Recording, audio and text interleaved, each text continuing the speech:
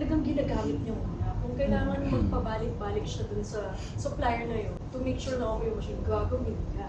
So until now, it's her weekly regimen talaga na pumunta dito, all day.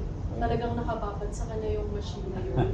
Ultimo po yung mga kamay niya, pinapa-tighten niya.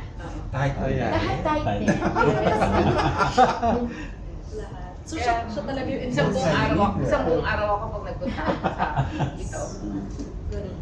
Pero ano naman mga machine na aabangan in the coming months towards the end of the year? Ano pwedeng i-share? Actually, lahat ng machine namin halos nagkapunggu-pungguan na yun. Kasi gusto namin kung merong bagong lumabas. Kahit na hindi naman sa pagmamayabang ang halaga halos isang house and lot na talagang nakikipagsabayan kami. Kasi ayaw namin maiwanan. Sa panahon ngayon, pag hindi ka nakipagsabayan sa mga giant aesthetic clinic, parang may isang pera ka. Hindi ka mapagsasaban, tapos hindi magkakaroon ng trust sa'yo, di ba? So sabi ko sa mga anak ko, ano naman yan investment naman yan. At saka maganda yung pag lumabas yung client mo, nakikita na agad nila yung resulta.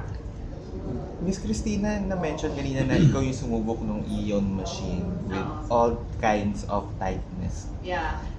Effective po ba? Fun question. Sobrang effective. Sobrang effective. Yung lahat ng sinabi niya, walang ka malisyoso ka na. Yes. Lalo na yung vaginal tightening. Mhm. Naramdaman ko talaga sa sarili. Tyson. Sino gusto mag-try daw? Naramdaman ko talaga sa sarili ko. So may re-recommend mo yung machine? Oo, may re-recommend ako talaga. Ilang sessions po? Opo. Para maging Mga 4. Mga 4 4 sessions lang. expensive. Tapos Magkano? non-invasive, no? Non-invasive. At saka yung pinaka-pisnge ng ano mo, nagbumukhang bata. Nawawala yung, kasi habang nagkaka-age tayo, di ba, nagkakaroon tayo ng mga kulubot sa face. Hindi ko na-realize, pati pala yun, yung sa baba. Ganun din. Kasi hindi ko naman tinitingnan sa salamin eh. Yes. Pero nung ginawa ko ni Doc, siyempre sabi sa akin ni Doc, tignan mo yung left ha, hindi ko pa nagagawa yung left. Itong right nagawa ko na. Tapos nung tinignan ko, magkaiba nga sila. Yung isa nakataas, yung isang piece niya nakataas. Tapos wala nang masyadong kulubot.